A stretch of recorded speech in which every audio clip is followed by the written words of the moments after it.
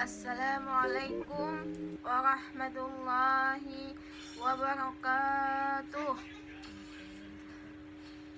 Perkenalkan, nama Ulun Miftahul Janah, mahasiswi Fakultas Dakwah dan Ilmu Komunikasi, Program Studi Manajemen Dakwah, Lokal 19C1 Angkatan 2019. Di sini Ulun ingin menjabarkan jawaban soal middle test dari tugas retorika. Soal yang pertama yaitu pengertian retorika. Retorika berasal dari bahasa Yunani retor, yang berarti seorang juru pidato atau orator. Menurut Golden, retorika adalah studi tentang bagaimana seseorang mempengaruhi orang lain untuk membuat pilihan secara bebas. Sedangkan menurut Campbell, dalam mendefinisikan retorika haruslah diarahkan dalam 3 upaya. Yang pertama yaitu mencerahkan pemahaman, yang kedua menyenangkan imajinasi, yang ketiga menggerakkan perasaan, dan yang terakhir mempengaruhi kemauan. Retorika juga dikenal dengan istilah the art of speaking, yang artinya seni dalam berbicara atau bercakap.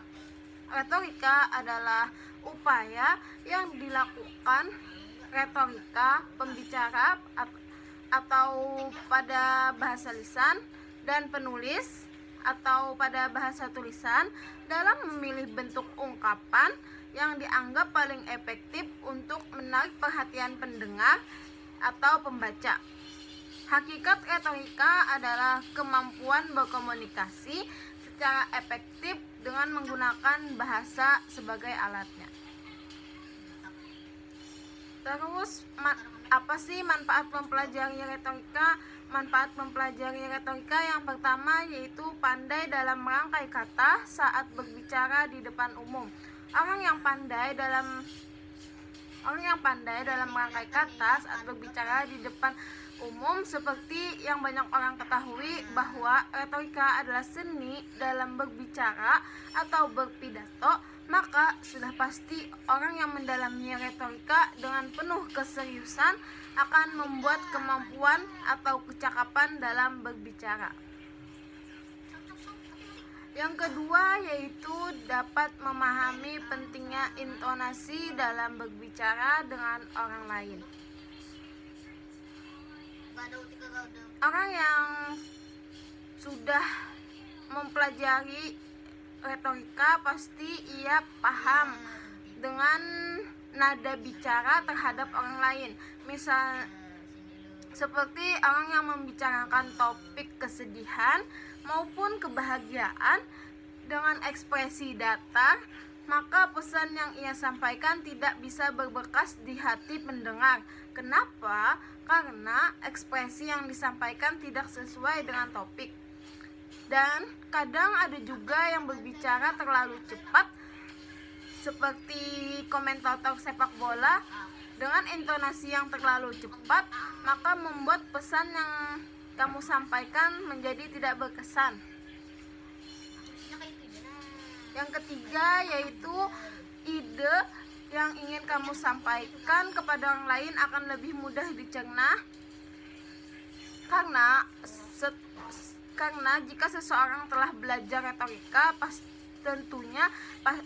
tentunya pasti dia akan lebih bijak dalam menyampaikan pesannya. Dia akan menggunakan bahasa yang ringan ketika berbicara dengan rakyat kecil, sehingga mereka bisa menerima dengan baik apa yang akan kamu sampaikan. Yang keempat yaitu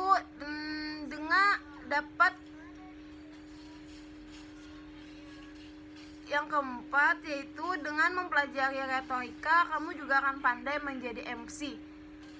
Yang kita ketahui bahwa menjadi seorang MC tidaklah mudah. Dengan topik yang terus mengalir dan suara yang nikmat didengar merupakan kunci keberhasilan menjadi seorang MC. Yang kelima yaitu akan lebih menghargai orang yang berbicara di depanmu. Orang yang beretorika, orang yang belajar retorika tidak melulu tentang berorasi di depan publik. Justru retorika akan membentuk kamu menjadi pribadi yang pandai menghargai orang lain yang sedang berbicara di depanmu. Soal yang kedua yaitu langkah yang perlu langkah apa yang perlu disiapkan dalam materi pidato. Yang pertama yaitu menentukan topik. Topik adalah pokok bahasan yang akan diulas, yang akan dibahas atau yang akan dibicarakan. Sebelum kita melakukan atau melaksanakan pidato, ada 6 hal yang harus diketahui. Yang pertama yaitu when, kapan pidato itu akan dilaksanakan, dan yang kedua yaitu di mana pidato itu akan dilaksanakan, dan yang ketiga yaitu who, siapa yang menjadi pendengar, dan what, topik apa yang akan cocok disampaikan dalam menyangkut materi, dan why, mengapa perlu diberikan pidato. Ini menyangkut dengan tujuannya. Dan yang terakhir yaitu how, bagaimana cara menyampaikannya. Maksudnya ini menyangkut tentang metodenya tuh seperti apa. Terus tuh kriteria topik yang baik itu, yang pertama yaitu topik harus sesuai dengan latar belakang pengetahuan dai dan sesuai dengan pengetahuan. Topik juga harus menarik minat Anda dan menarik minat para pendengar atau audiens. Yang ketiga yaitu topik harus sesuai dengan situasi dan kondisi, dan yang terakhir topik harus jelas ruang lingkup dan pembahasan. Yang ketiga yaitu seorang dai membutuhkan 6 prinsip agar dakwah yang disampaikan efektif. Yang pertama yaitu mengamalkan sebelum mendakwahkan. Kenapa seorang dai harus mengamalkan sebelum mendakwahkan? Karena dalam agama Islam mengajarkan umat manusia untuk selalu menuntut ilmu yang bermanfaat bagi dirinya dan bagi orang lain. Orang yang telah memiliki ilmu diperintahkan untuk mengamalkan ilmunya dalam kehidupan nyata dan mengajarkan ilmunya kepada orang lain. Nabi Muhammad SAW bersabda, manusia yang paling berat mendapatkan siksa di hari kiamat yaitu orang yang mempunyai ilmu yang Allah tidak memberi manfaat atas ilmunya. Imam Al-Ghazali kepada muridnya menyampaikan bahwa memberi nasihat itu mudah, yang sulit adalah menerima nasihat. Yang kedua yaitu seorang dai harus memiliki pengetahuan yang mumpuni. Mumpuni di sini ialah maksudnya mampu melaksanakan tugas dengan baik tanpa bantuan orang lain, menguasai keahlian, kecakapan, dan keterampilan yang tinggi. Jadi seorang dai harus memiliki pengetahuan yang mampu melaksanakan tugasnya dengan baik tanpa ada campur tangan atau bantuan orang lain, dan ia menguasai keahlian dan keterampilannya tersebut. Yang ketiga yaitu tulus dan ikhlas. Seorang dai harus memiliki sifat yang tulus dan berikhlas, karena orang yang tulus berdakwah, kalimat-kalimat yang keluar dari bibirnya yang manis benar-benar bersumber dari hati kecil yang terdalam. Sedangkan ikhlas adalah sifat yang sangat penting dimiliki oleh seorang dai. Ikhlas artinya melaksanakan amal soleh hanya karena Allah, bukan karena apapun selain Allah. Keikhlasan menjadi syarat utama amal soleh seseorang diterima. Sebaliknya, keikhlasan menyebabkan amal tertolak. Sebanyak apapun amal yang dilakukan, seorang dai yang ikhlas juga tidak akan mudah terkecoh oleh iming-iming dunia. Ia juga tidak mudah dibeli dengan harta sebanyak apapun, sebab motivasinya berdakwah bukan untuk mendapatkan keuntungan dunia. Dan seorang dai yang ikhlas juga ia tidak akan mengharapkan imbalan apapun dari orang lain. Yang keempat, yaitu seorang dai harus mempunyai sifat semangat. Dikala semangat dakwah menggelora dalam jiwa, segala sesuatu akan terasa mudah, yang jauh akan terasa dekat, yang berat akan terasa ringan, bahkan setiap ujian yang datang akan menjadi ajang pendewasaan. Semangat itu seperti air yang terus mengalir sepanjang waktu, laksana matahari yang tak pernah lelah menyinari bumi. Jika dihalangi, maka air itu akan mencari celah untuk tetap bergerak. Jika dibendung, ia akan naik meluap ke atas, lalu kembali mengalir. Jika ditekan, ia akan muncrat, berpencar, bahkan dapat menghancurkan wadah tempat di mana ia dikumpulkan.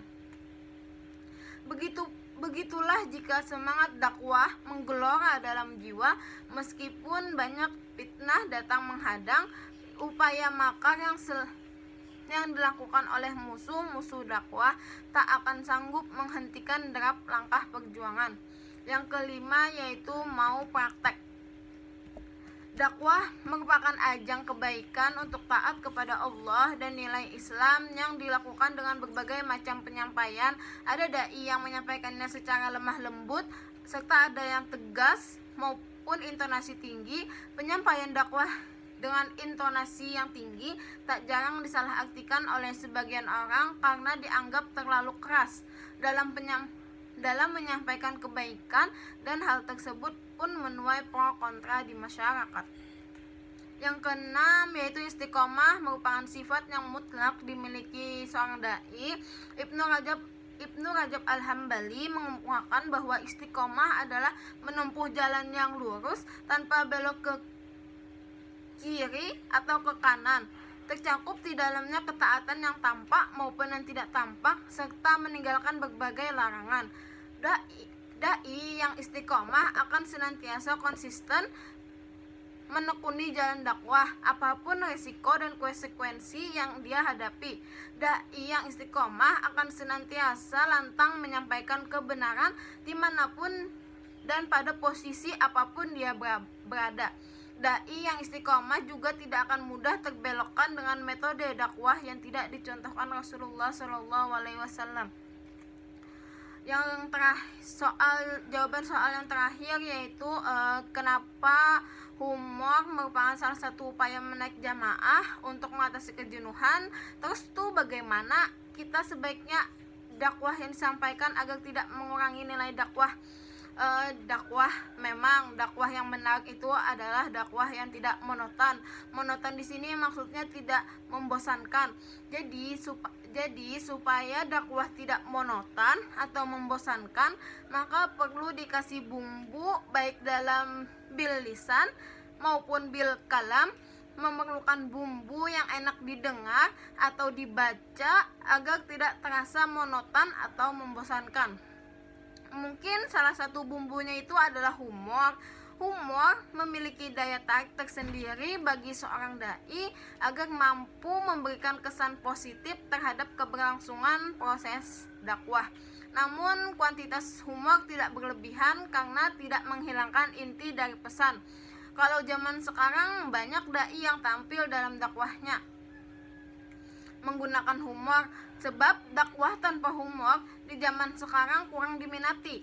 Analoginya, dakwah tanpa humor bagaikan sayur tanpa garam, harus tetap berada posisi sisipan dakwah. Humor tidak boleh terlalu dominan, sebab dapat melupakan kaidah dakwah yang seharusnya menjadi perhatian para mad'u. Karena terlalu banyak humor dalam dakwah dapat menghilangkan nilai yang terkandung dalam dakwah sehingga berkesan seperti pelawak. Jadi seorang dai perlu menyisipkan humor, canda tawa ketika berdakwah, tapi tidak terlalu berlebihan atau tidak terlalu dominan terhadap isi ceramahnya tersebut. Karena kalau terlalu dominan, maka itu tuh jadinya kada jadi ceramah, tapi jadinya jadi bahan tawaan atau jadi pelawak. Namun demikian, Al-Quran tidak memperbolehkan tertawa secara berlebihan. Nabi telah mencontohkan cara penyampaian pesan dakwah dengan cara yang santai dan menyenangkan. Adapun adab humor supaya dalam berdakwah menyajikan humor tidak melenceng dari hal-hal yang bertentangan dengan ajaran Islam. Yang pertama yaitu tidak boleh ada unsur kedustaan di dalam candaan tersebut. Jadi dalam candaan tidak boleh ada unsur kedustaan atau kebohongan yang dibuat-buat sehingga membuat orang lain tertawa. Terus tuh yang kedua, tidak boleh ada unsur penghinaan atau pelecehan terhadap agama Islam. Yang ketiga itu tidak boleh ada unsur ghibah dan peremehan terhadap seseorang atau suku. Yang keempat itu tidak boleh menakut-nakuti orang lain, dan yang kelima itu tidak boleh menghabiskan waktu hanya untuk bercanda-canda, dan yang terakhir tidak boleh berbicara atau melakukan hal-hal yang melanggar syariat. Sekian dulu pemaparan jawaban tugas middle test dari Ulun. Mohon maaf jika ada kekurangan dan kesalahan, mohon hilap disalahkan. Sekian dan terima kasih. Assalamualaikum warahmatullahi wabarakatuh.